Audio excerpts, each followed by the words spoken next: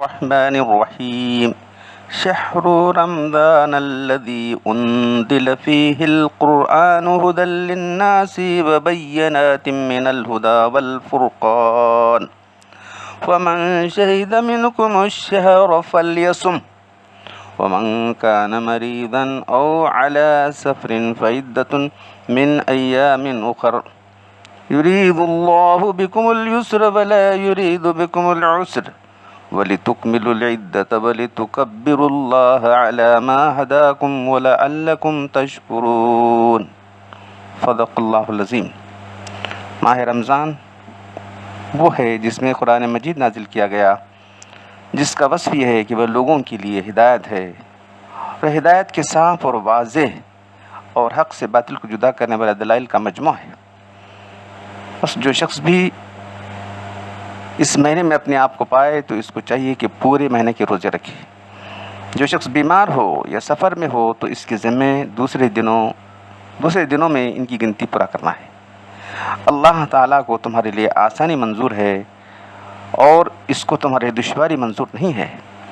یہ رعایت کے احکام اس لیے دیے گئے ہیں تاکہ تم روزوں کی گنتی پورا کر لیا کرو، اور تاکہ اس احسان پر کہ اللہ نے تم کو صحیح طریقہ بتایا اس کی بزرگی بیان کیا کرو، اور تاکہ تم شکر بجا لاؤ۔ رمضان المبارک کا پیغام قرآن مجید ہے، شب قدر کا تحفہ قرآن مجید ہے۔ اس تعلق سے آپ کے سامنے مختلف موضوعات پر بات آ رہی ہے۔ آج آپ کے سامنے یہ بات آئے گی کہ قرآن کے تراجم اور تفاسیر کون سے ہیں، کن تفاسیر اور تراجم کو ہم اطمینان سے پڑھ سکتے ہیں۔ جیسا کہ آپ جانتے ہیں کہ قرآن مجید عربی زبان میں ہے۔ جو لوگ عربی زبان نہیں جانتے انہیں سمجھانے کے لیے علماء کرام نے قرآن مجید کے تراجم اور اس کی تفاسیر لکھی۔ عربی مدارس میں جو لوگ باقاعدہ تعلیم حاصل کرتے ہیں، اگر وہ عربی زبان میں مہارت پیدا کریں تو عربی میں جو تفاسیر ہیں اس سے استفادہ کر سکتے ہیں، اور انہیں بطور نصاب کی ایک تفسیر جلالین پڑھائی جاتی ہے۔ وہ اتنی مختصر تفسیر ہے کہ قرآن کے جتنے الفاظ ہیں جلالین کے الفاظ بھی اتنے نہیں ہیں۔ بہت جامع تو ہے لیکن بہت مختصر ہے۔ عربی کی تفاسیر، تفسیر روح المعانی، تفسیر ابن کثیر، تفسیر رازی، تفسیر ابن سعود، تفسیر بیضاوی وغیرہ ہیں۔ اردو کی تفاسیر میں تفسیر حقانی، تفسیر ماجدی، تفسیر عثمانی وغیرہ ہیں۔ ہندوستان میں حضرت شاہ ولی اللہ صاحب رحمۃ اللہ علیہ نے سب سے پہلے فارسی زبان میں قرآن کا ترجمہ مسمى بفتح الرحمان کے نام سے کیا، چونکہ اس وقت ہماری زبان مسلمانوں کی زبان فارسی تھی۔ تمام جو ہے خط و کتابت وغیرہ سب فارسی میں ہوتی تھی، پڑھائی بھی فارسی میں ہوتی تھی۔ آپ کے بعد آپ کے دو فرزندوں نے شاہ عبد القادر صاحب نے اور شاہ رفیع الدین صاحب نے۔ شاہ عبد القادر صاحب نے با محاورہ ترجمہ بنام موضح القرآن کیا، اور دوسرے فرزند شاہ رفیع الدین صاحب نے تحت اللفظ ترجمہ فرمایا۔ یہ دونوں تراجم امت میں بہت مشہور اور معروف ہیں۔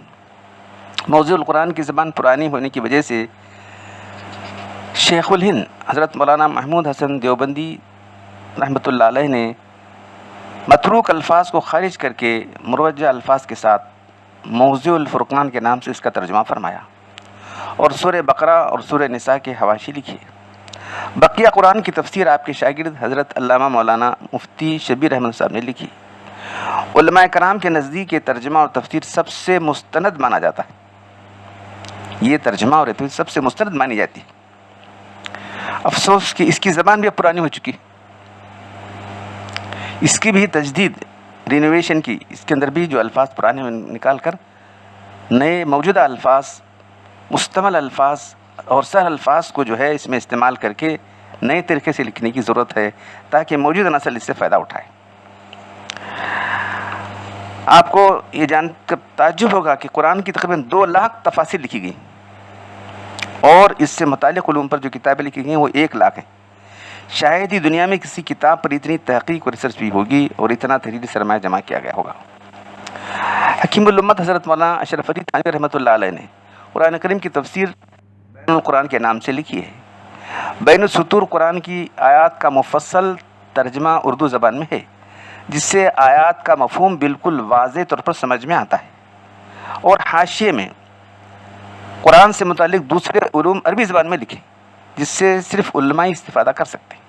اردو میں جو لکھا گیا ہے وہ عوام کے لیے ہے، اور عربی میں جو لکھا گیا ہے وہ علماء کے لیے۔ ہمارے زمانے میں حضرت مولانا مفتی محمد شفیع صاحب عثمانی دارالعلوم دیوبند کے مفتی اعظم تھے، اور جب پاکستان بنا تو وہاں دارالعلوم کراچی کے مفتی اعظم بنائے گئے۔ انہوں نے ایک تفسیر بنام معارف القرآن 8 جلدوں میں لکھی ہے، جو عوام اور خواص سب کے لیے علوم قرآنی کا خزانہ ہے۔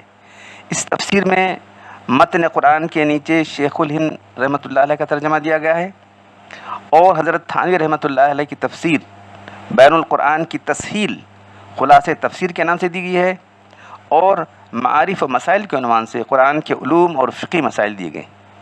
اہم خصوصیت اس تفسیر کی یہ ہے کہ اس میں جمہور مفسرین اور فقہا کی رائے اور آراء کو پیش کیا گیا ہے۔ الحمدللہ کہ اس تفسیر کا اب ہندی اور انگریزی زبانوں میں بھی ترجمہ ہو چکا ہے۔ ہندوستان کے لوگ اور تمام دنیا کے لوگ اس تفسیر سے مستفید ہو سکتے ہیں، وباللہ التوفیق۔ اس تفسیر کی خصوصیات کو دیکھتے ہوئے اس ناچیز اور اس کے رفقا نے اس تفسیر کو تمام لوگوں تک پہنچانے کی کوشش کی، اور ہزاروں نسخے اس شہر اور بیرون کے افراد تک پہنچائے گئے ہیں۔ اللہ تعالی ہماری اسے قبول فرمائے۔ عوام کو سمجھانے کے لیے قرآن کا درس کا سلسلہ چلانا بھی ضروری ہے۔ حضرت شیخ الحدیث رحمۃ اللہ علیہ حضرت مولانا محمد زکریا صاحب نے کسی جگہ ایک بات فرمائی ہے کہ قرآن کی تفسیر کرنے والے کے لیے 25 علوم پر عبور ضروری ہے۔ بے شک یہ بات اپنی جگہ صحیح ہے۔ ایک عالم اتنے علوم پر تو عبور حاصل نہیں کر سکتا، تو کیا قرآن کا درس نہیں دے سکتا؟ قرآن کا درس دینے کے لیے عربی زبان سے اتنا واقف ہونا ضروری ہے کہ قرآن کا ترجمہ صحیح سمجھ سکے، مستند تفاسیر میں جو بات کہی گئی ہے اس کو سمجھ کر اس کے مفہوم کو بیان کر سکے۔ حضرت شیخ الحدیث رحمۃ اللہ علیہ کی ان شرائط کو دیکھ کر بہت سے علماء کرام نے قرآن کا درس دینا ہی بند کر دیا، اور لوگ قرآن کی تعلیمات سے محروم ہو گئے۔ ہر عالم مفسر نہیں بن سکتا، لیکن وہ اتنا تو کر سکتا ہے کہ مستند تفاسیر میں جو بات آئی ہے اس کو سمجھا سکتا ہے۔ اب دوسری طرف یہ انتہا پسندی ہے کہ ایک شخص متن قرآن اور اس کا ترجمہ بھی درس قرآن دینے کے لیے بیٹھ گیا، بلکہ ان لوگوں نے درس کے حلقے قائم کیے، اور ان کے مبلغ علم کا یہ حال ہے کہ قرآن کو قرآن، ترجمے کو ترجمہ، درس کو درس پڑھتے ہیں۔ ایک ایسی ہے کہ ایک شخص قرآن کی زبان سے واقف نہیں، اس کے علوم سے واقف نہیں، اس کے درس کی جرات کر رہا ہے۔ اگر کسی کالج میں کوئی لیکچر انگریزی جانے بغیر سائنس کے مضامین فزکس، کیمسٹری، طبیعت، کیمیا وغیرہ کو صرف ترجمے سے پڑھانا چاہتا ہے تو کیا اس کو ملازمت دی جائے گی؟ ہرگز نہیں۔ ان لوگوں کو قرآن کی درجہ ذیل آیت سے غلط فہمی ہوئی کہ قرآن آسان ہے۔ وَلَقَدْ يَسَّرْنَا الْقُرْآنَ لِلذِّكْرِ فَهَلْ مُدَّكِرٌ، بے شک ہم نے قرآن کو نصیحت کے لیے آسان کیا ہے، ہر ایک کو نصیحت حاصل کرنے والا۔ اس آیت میں لفظ ذکر ہے جس کے معنی یاد کرنے اور نصیحت، اس سے مطلب جو شخص چاہے قرآن دے سکتا ہے، یہ غلط طریقہ ہے۔ قرآن کو صحیح سمجھنے کے لیے عربی زبان سے کما حق واقف ہونا، اللہ کے رسول اور صحابہ کرام نے کیا فرمایا اس کو جاننا، اور تفسیر نے کیا فرمایا اس سے واقف ہونا ضروری ہے۔ بصورت دیگر وہ شخص تفسیر بالرائے کا مرتکب ہوگا جس کے لیے جہنم کی وعید آئی ہے۔ اللہ تعالی ہم سب کو قرآن کو صحیح طریقے سے سمجھنے اور اس پر عمل کرنے کی توفیق عطا فرمائے۔